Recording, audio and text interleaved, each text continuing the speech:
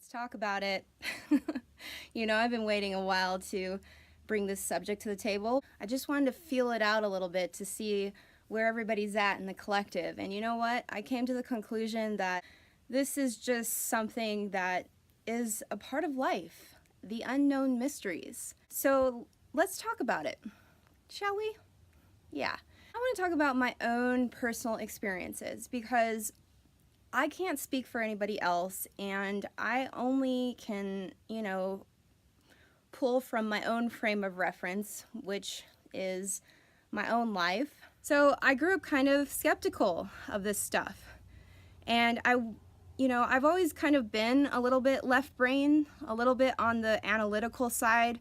My mind is pretty strong, and I feel comfortable when I have a logical reasoning to which, that explains what is going on. So keep that in mind. I am not one of those people that are like easily swayed. I like to see evidence. I like to see proof, logical reasoning.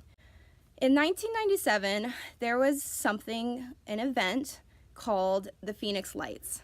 And the Phoenix Lights were basically a series of unidentified flying objects, UFOs, that were seen hovering over the state of Arizona and Nevada and parts of Mexico. So guess what? Your girl was there. I witnessed that firsthand. I was just lucky enough to be in that part of the world at that part of time in history where we got one of the biggest glimpses ever recorded of UFO activity. From that period on, I kind of became a little bit curious and wanted to know a little bit more. And so I kind of kept that experience in the back of my mind for a while, thinking to myself, well, you know what? Well, maybe I don't know everything. Maybe there is some things going on in this galaxy that are probably far beyond my comprehension. So, long story short, I ended up moving to Bell Rock, Sedona, Arizona. And I stayed there for about, I would say 6 months in that house that was pretty much right, if you go right outside the back door, Bell Rock is basically right there in your face. And I will tell you, in that 6 months that I lived at that house, I experienced phenomenon that I still to this day cannot describe. And I'm not going to try to in this video because I don't want to sound crazy. Don't worry about me. If you guys are worried about me, I'm good. That experience, that time that I spent there, changed me forever. And I will never be able to I'll never be able to grasp what happened, but I know that it did. So I do have a couple theories about what happened, but all I know is that our universe is multidimensional. We talked a lot about the quantum field in another video, but it basically is the potentiality of the infinite. The quantum field is basically a soup for everything, all things, infinite realities, infinite potentiality. It just basically shows us that we should probably release the rigid confinements of our belief systems. We can't hold on to limiting beliefs that will not allow us to, look outside the box or see the infinite potential of everything around us. So I know a lot of people would say, oh, well, Danielle, you're just woo-woo, like woo-woo is somebody who doesn't need scientific evidence to believe something. And you know what? I'll take that. I'm okay with that because needing science to define the mystery of the infinite is really kind of limiting. So there is a science to being woo-woo.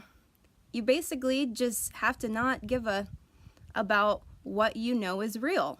So for me, science is just a certain language of spirit, or it's like a dialect. Yes, it can help us examine and understand. But just like with communication in general, there's many languages that we can use. There's many ways of understanding. But if we only choose one language, then we are not going to be fluent in other ways of speaking spirit. So since then, I've moved on, and I still have this link to my cosmic self. I really feel like what was happening to me over at Bell Rock was basically a gateway. It was a portal for me to see that, there's just way more going on infinite, multidimensional levels.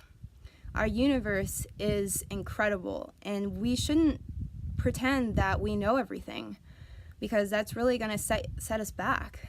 Since moving on from that time in my life, I still have had experiences that I don't know how to define. It's almost like, okay, that just happened, but I'm just going to keep going because I know there's probably going to be more. I really enjoy being woo-woo because I've had some amazing, incredible things happen to me that most logical people would be like, you know what, that can't happen. That's impossible.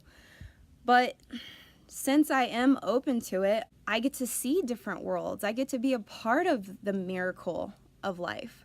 Sometimes people, when they're not receiving something, when they don't have access to something, they'll shame you for having that just because they don't have it.